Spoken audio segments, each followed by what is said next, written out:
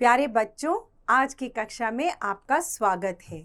तो अभी तक हम हिंदी व्याकरण में बहुत सुंदर सुंदर अच्छी चीज़ें पढ़ चुके हैं।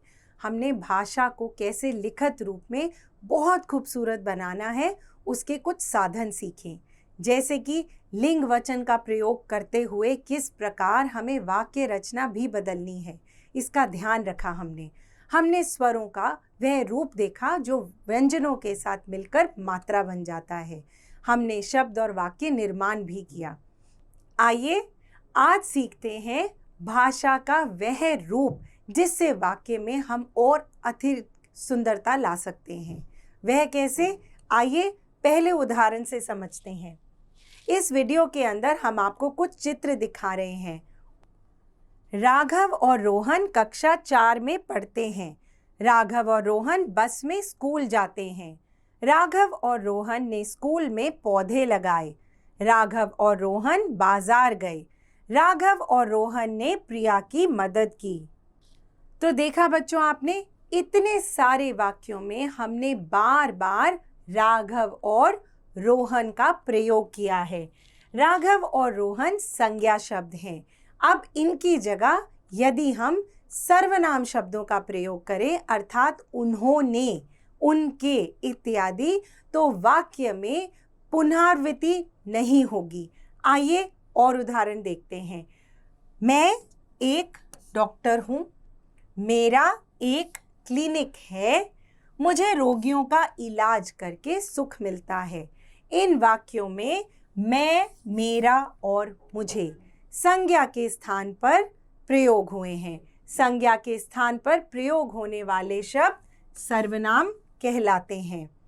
मैं, मेरा, मुझे, उसने, वह, उसका, यह सभी शब्द संज्ञा शब्दों के स्थान पर प्रयोग होते हैं।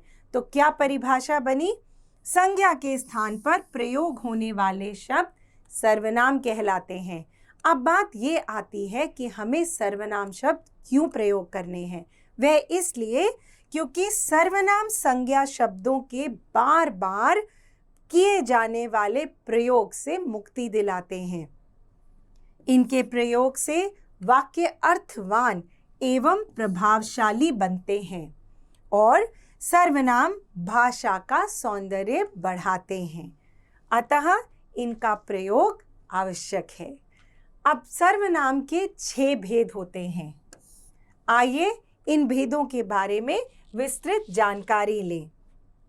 सर्वनाम के भेद। सर्वनाम के 6 भेद होते हैं। पुरुषवाचक, निश्चयवाचक, अनिश्चयवाचक, प्रश्नवाचक, संबंधवाचक, निजवाचक। पुरुषवाचक, जो सर्वनाम किसी व्यक्ति या प्राणी के लिए प्रयोग किए जाते हैं, उन्हें पुरुषवाचक सर्वनाम कहते हैं। जैसे हम, तू, तुम, वह, वे, मैं, मुझे, मेरा, अपना, हम, हमारा, हमें। मैं एक अच्छी लड़की हूँ। हम खेलने जा रहे हैं। निश्चयवाचक सर्वनाम, जो सर्वनाम किसी निश्चित वस्तु या व्यक्ति के लिए प्रयोग किए जाते हैं, उन्हें निश्चयवाचक सर्वनाम कहते हैं। जैसे यह, ये, इसे, इन्हें, वह, वे, उसे आदि। वह फूल सुंदर है। अनिश्चयवाचक सर्वनाम, जो सर्वनाम शब्द किसी निश्चित व्यक्ति या वस्तु के बारे में नहीं बताते हैं, वे अनिश्चयवाचक सर्वनाम कहलाते हैं। जैसे कोई, कुछ आदि। कोई दरवाजा खटखटा रहा है। तो बच्चों, सर्वनाम के कौन कौन से भेद हुए? पुरुषवाचक सर्वनाम। पुरुषवाचक सर्वनाम के 3 भेद होते हैं। उत्तम पुरुष। उत्तम पुरुष का अर्थ कि आप अपने बारे में बात कर रहे हैं। फिर आता है मध्यम पुरुष। मध्यम पुरुष अर्थात जिससे आप बात कर रहे हैं। और फिर आता है अन्य पुरुष।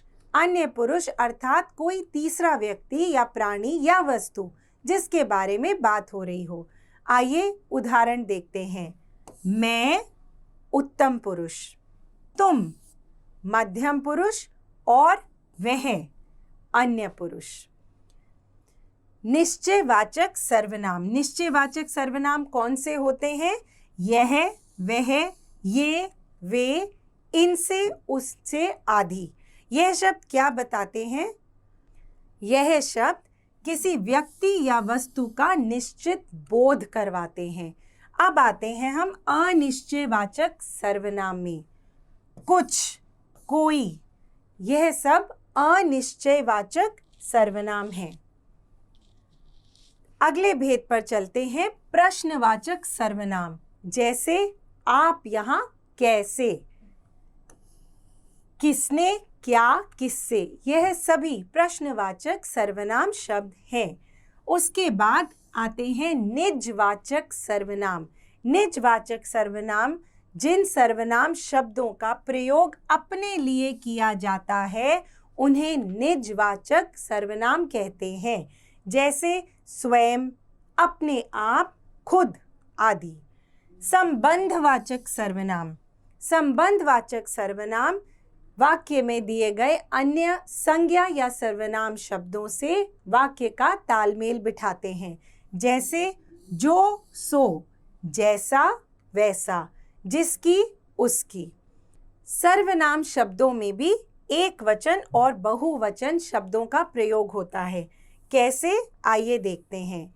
एक वचन सर्वनाम शब्द मैं, बहुवचन हम, तू, तुम, आप, यह, वह, ये, वे, इस, उस, इन, उन, इसका, उसका, इनका, उसका, इसे, उसे, इन्हें और उन्हें।